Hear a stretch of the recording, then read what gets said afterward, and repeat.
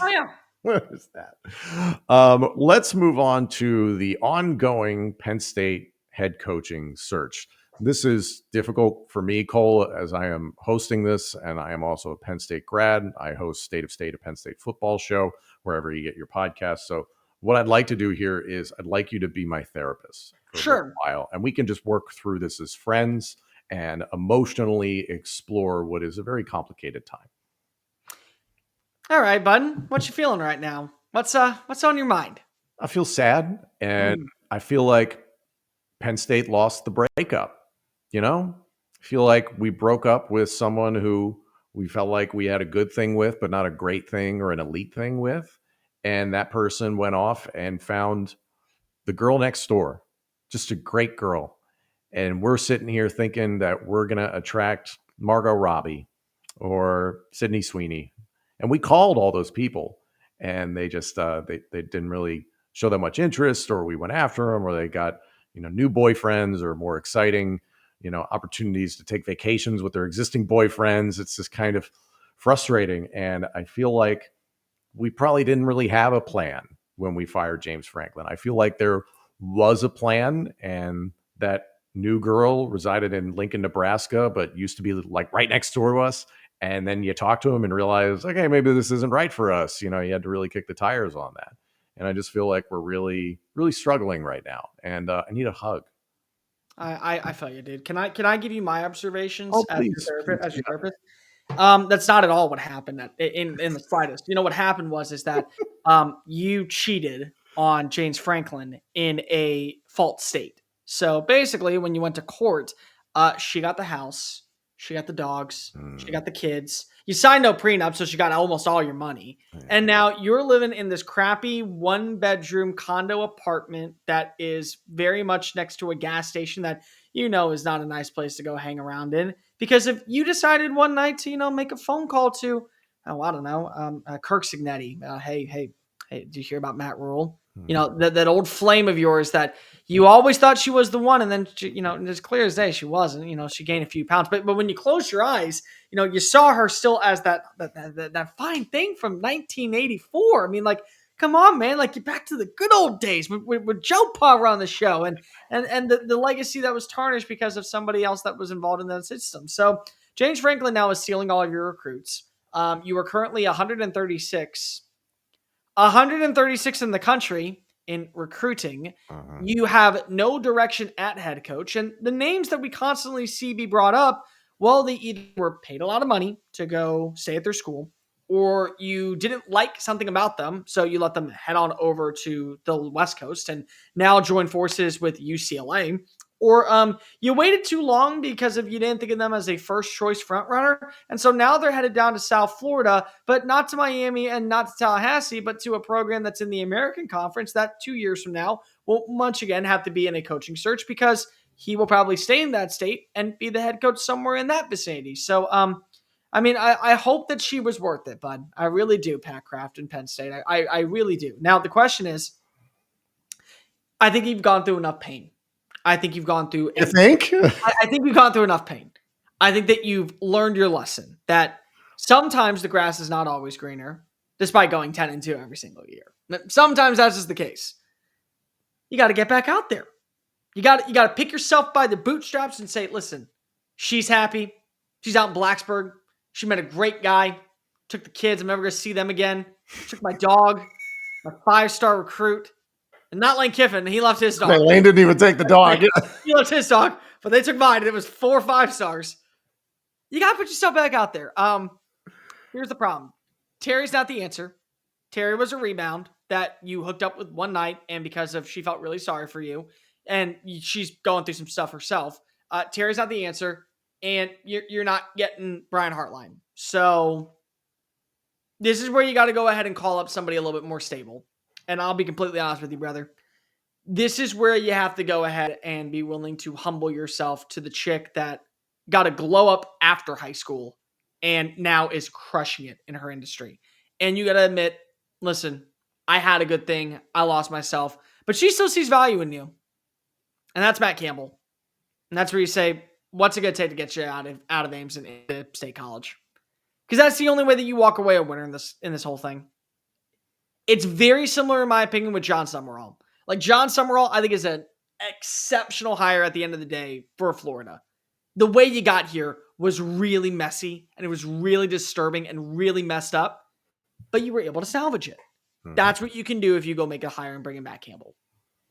There's still hope amongst Penn State fans that Jeff Brom at Louisville could still be out there, but there's been rumors that he's potentially going to have an extension to stay at Louisville. He has obviously deep ties with the university, played there. His family is entrenched in Louisville. Kalen DeBoer is still a name that Penn State fans are hoping maybe after the conference championship game weekend Nope. that will come to fruition. I sincerely doubt it. Nope. I'll tell you now. No, just get out of your head. Oh, I get it. Oh, I know. No, not you, because you're smart. You actually have a functioning brain, and you don't live in delusional land that firing this guy who has brought you to multiple 10-win seasons was a smart idea. But still, you ain't getting it. Well, I'll push back on that, and that I do think James Franklin had hit his ceiling. And yes, it was time to move on from James Franklin. But if you're going to do that, you need to make sure you have a plan for the next thing. Penn State, I think, is looking at what's happened with Georgia. I think is a great example of a team that was pretty consistently 8, 9, 10 wins, 11 wins sometimes within the SEC, would constantly banging their head against the ceiling and finally broke through with Kirby Smart. You found the right guy, that whole situation. So I think that's just a long-term play. And I think in the short term, considering the hit you've taken to the 2026 class, the talent that's about to leave for the National Football League here from this 2025 team, you're going to be down bad in 2026. You need to stabilize. So I agree with you that I don't know if Terry Smith is the long-term answer, but I do think he would be a good stabilizing presence right now because the ship is taking on water and you need to stop that from happening. I think Terry Smith can do that, and he can reinvigorate the brand itself because so many of those recruits that you talked about left Penn State for Virginia Tech. They left for a man, not a brand. So I think that's an important thing in this entire situation. But this has been a debacle. This has been poorly handled by Pat Kraft. And I've been texting with a lot of different friends and family that went to Penn State, and especially my contacts there. One of the issues that people are now, everybody's shouting for Pat Kraft's head, right? Pat Kraft, for his struggles in the last month and a half, what he has built within the Penn State athletic department as a whole is multiple sports that win or compete for national championships. You got Gavin McKenna in hockey. Cale Sanderson in the wrestling program is on a dynastic run that may never end. You have national championship aspirations in multiple sports. If you fire him because of this, does it become a house of cards? And it's even worse as an athletic department body than it was just because you cut off your arm. So there's a lot of things that I think have to play out here. I don't think Pat Kraft gets fired, but I worry that Penn State's just going to hire somebody so there's a warm body in the seat to call the head coach for the future. And if the standard is truly to win a national championship, that guy's out in 2 to 4 years. Hey, I'll get right back to the video, but first I do want to tell you about our friends over at Sleeper. Make sure that you are on the Sleeper app. We appreciate all of their support this football season. Use our code CFA for a 100% match up to $100. We will play the More or Less game on Wednesday on the Power 2 live here on the channel. So make sure you're subscribed and don't miss it. Make sure that you've already deposited and you're already good to go. While you're doing holiday shopping for everybody else, make sure you're on the Sleeper app taking care of yourself too. Check their terms and conditions because terms of use do apply. We appreciate Sleeper for their support. Okay, buddy. I'm gonna have to sit back down. Let's reopen a couple pages. Football is your livelihood. Yeah. People don't talk about Penn State hockey. People don't talk about Penn State wrestling. Yeah. They barely talk about wrestling and hockey to begin with unless you live in the area and the region. They have some really good names there. I will give you that. Because I know they have the number 1 overall recruit in the country that was going to be eventually going to be the number 1 overall pick for hockey. Like, yeah, they're very well in that standpoint. You talk about football. The revenue, the moneymaker is football. I know that there are people pushing for Terry because of his allegiance to Joe Paterno. Much like I can tell you, there comes a point where the branding needs to end and you need to go new and fresh and innovative. You try doing that with Kalani Sitake. I'll be completely real. I think Kalani Sitake is a perfect fit where he is, and I'm glad he's not leaving because he needs to be at a place like BYU to have success. And I think he will be successful at a place like BYU. I don't know if that's going to clash out in State College, Pennsylvania.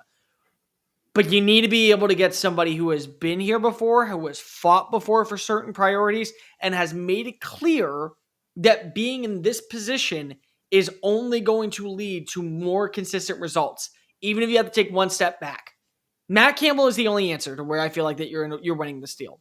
Because of Brian Hartline, I can at least say you're hurting a team in Ohio State. You're bringing in somebody who is an elite recruiter who knows the lay of the land in the area. Now you got to go swing for somebody who's been in this seat before. Somebody who's got the big boy pants on and constantly can win when there have been so many conflicting things against him. Iowa State was a bottom-dwelling program in the Big 12.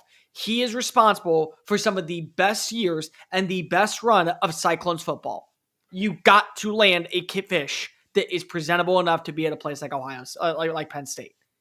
And you don't have that anymore because the two offensive coordinators that maybe you could have gone after, they've already taken deals. So now you're kind of stuck in a standpoint of you got to go get someone who you believe is going to be a really, really good nuts and bolts. I've done this before. I can do it again type of mantra. Mm-hmm. And I'll be completely real with you, bud. You've royally messed this up, Penn State, because you've had months. Never in the history of a coaching search have I seen not only the new head coach, the former head coach, get hired by a new school before you've made your hire with 2 months to prepare for this. But 7 candidates all get extensions. Every single one. Because they're like, we are not letting him go to Penn State.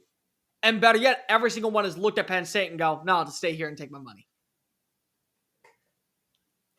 Just, I think we'll find love eventually. It'll happen. I recommend that you take 2 Vicodins and maybe no. I say Vicodins and not take water, but instead maybe go ahead and grab a bottle of Tito's and just drown it down.